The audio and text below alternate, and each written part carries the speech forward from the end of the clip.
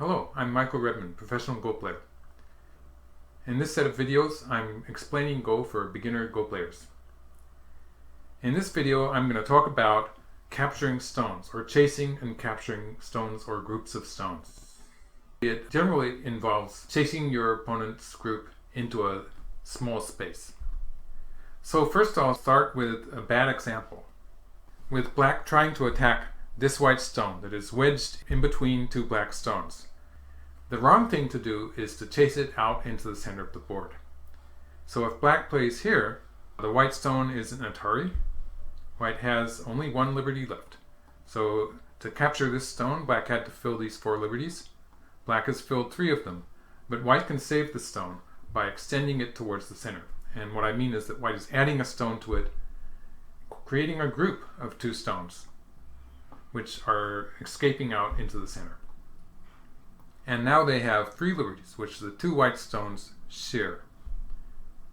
If black continues to chase, white will continue extending out into the center, and every time white adds a stone right next to one of this group, that enlarges the group. So now it's a group of 3 stones, and you can see it has some extra liberties. Now it has 4 liberties. So the number of liberties is going to increase actually every time black chases white out into the center. Now it has 5 liberties. So it's going to get easier and easier for white to escape. So that was the opposite of what black was supposed to do. So back to this position. What black is supposed to do is black is supposed to chase white towards the edge of the board. So black does that by playing here, putting white in Atari. White had 4 liberties, so black has filled 3 of them, and this point is the one remaining liberty. The only way for white to extend the liberties of this white stone would be to extend down like this, but the stone only has 2 liberties. And it's black's turn. One important rule of Go is that the players take turns playing moves. So when white has played, it's going to be black's turn next. Black can chase like this. The white 2 stones are an Atari again. They had 5 liberties, and black has filled 4 of them. So white might continue to add stones to this group. It's not a good idea. White plays here, it's still an Atari, and black will just capture the whole group. So that's an example of chasing a stone towards the edge of the board. Okay, now we're going to look at this shape and give white a chance to capture a black stone. We'll say it's white's turn. And in this position, there's one black stone that is not directly connected to the other black stones. So these 2 black stones are right next to each other. They're forming a group. They're directly connected. And if we look at the 3 white stones, these happen to be connected too. So the one black stone that is not connected is this one, which is diagonal to the closest black stone.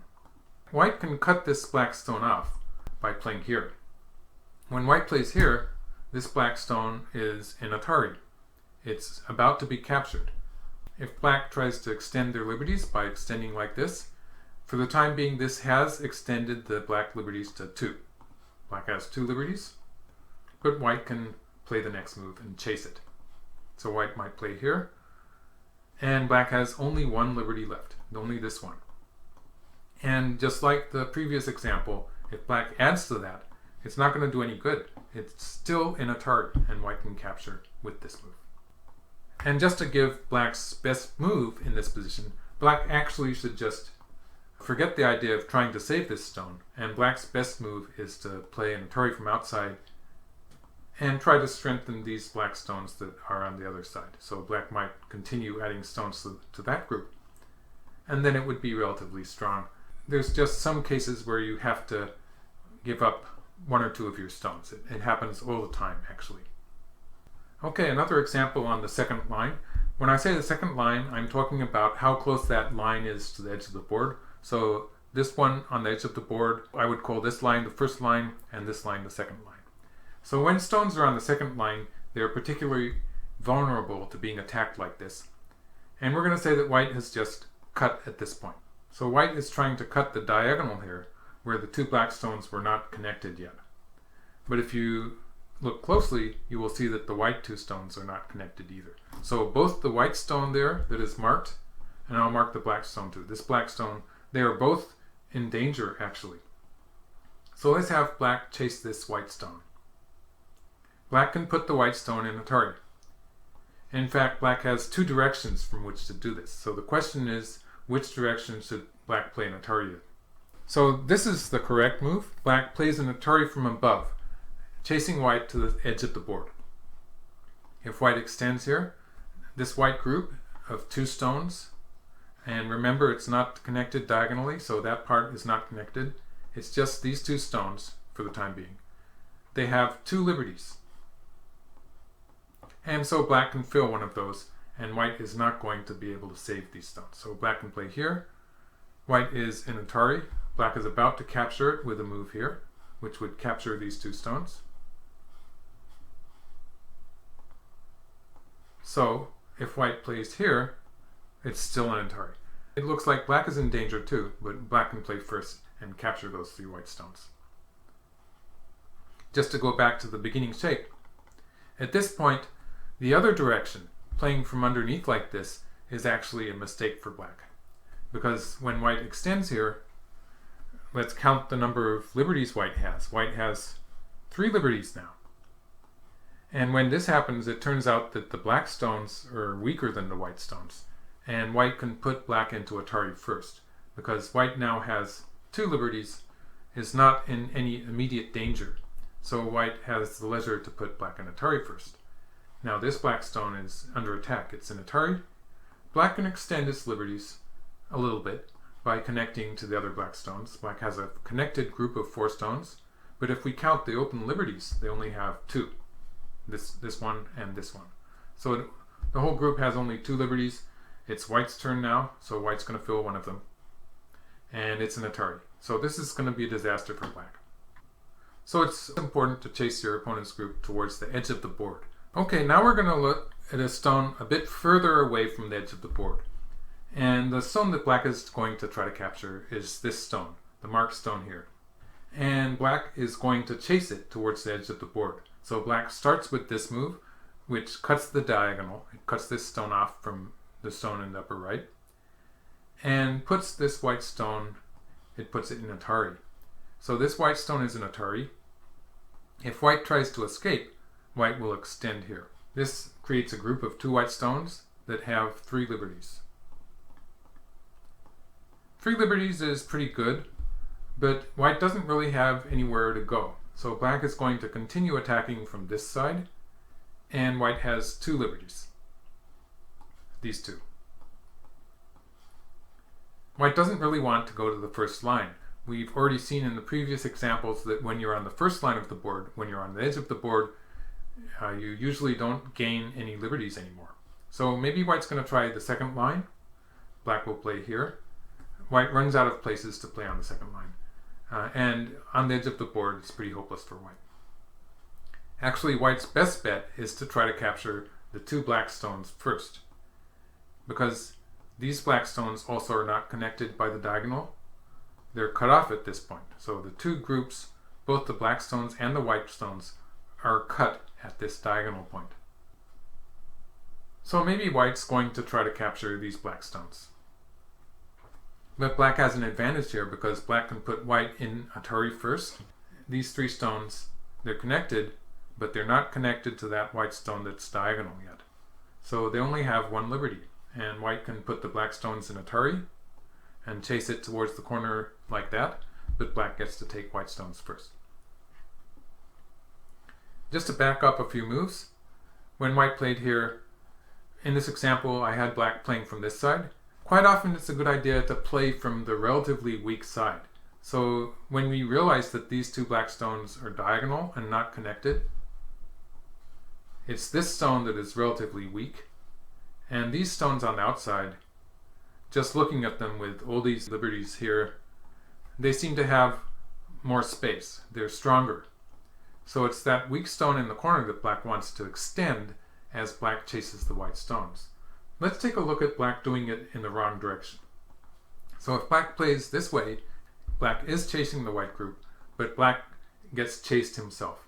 In this case, white gets to curl around, strengthening these stones, but more importantly, white is attacking this black stone. So black would extend, white would push from this side, and you can see white has the right idea. White is extending the weak group and pushing black towards white's stronger group.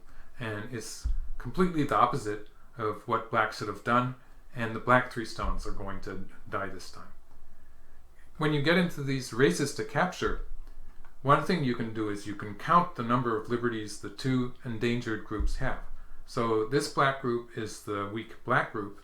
This is the relatively weak white group. If we count the number of liberties they have, we can see the white group has 4,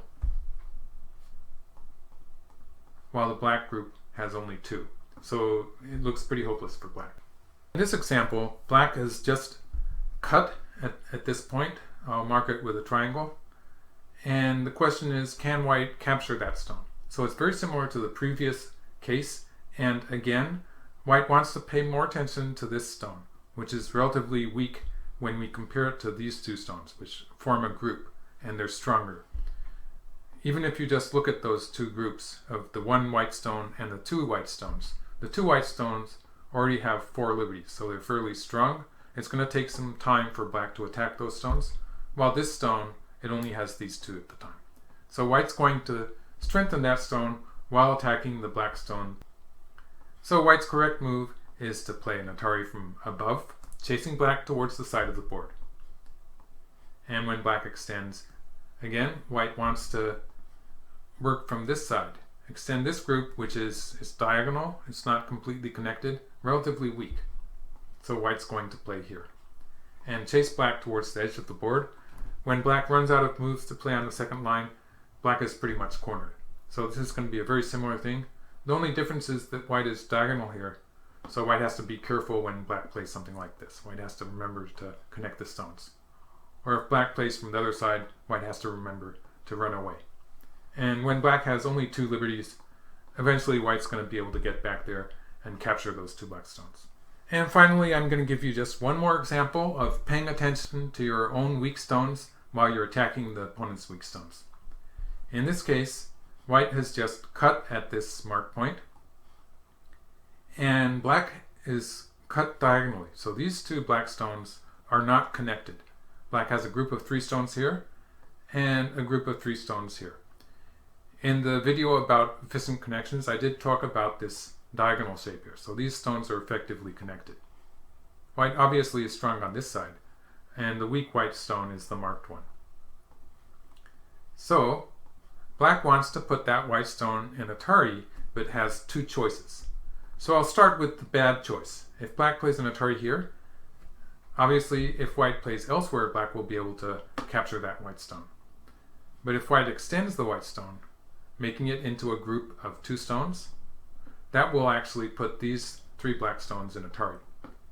And white still has 2 liberties. This group of 2 stones has 2 liberties left, and black will be behind 1 move in this race to capture. So it's important for black to extend that relatively weak group, this weak group on the upper side. These 3 black stones, they only have 2 liberties. These 2 points were black's liberties, and black doesn't want those liberties to get filled, so black plays from this side, and it still has 2 liberties. Black has liberties at this point and this point. So this would be okay. It's still okay. And the white stone is in Atari. Black is about to capture it by playing here. And that would take the white stone off the board. So if white extends, again black can chase it from either side at this point. Important thing is this black group has still 2 liberties. So it's going to be okay. And we'll win this race to capture by 1 move. So this video was some examples of chasing the opponent's stones towards the edge of the board. It's quite often the best way to try to capture an opponent's stone or a group of stones. Thank you for watching the video. I hope you enjoyed, so give me the thumbs up if you did, and sign up to my channel for more videos about Go. Thank you.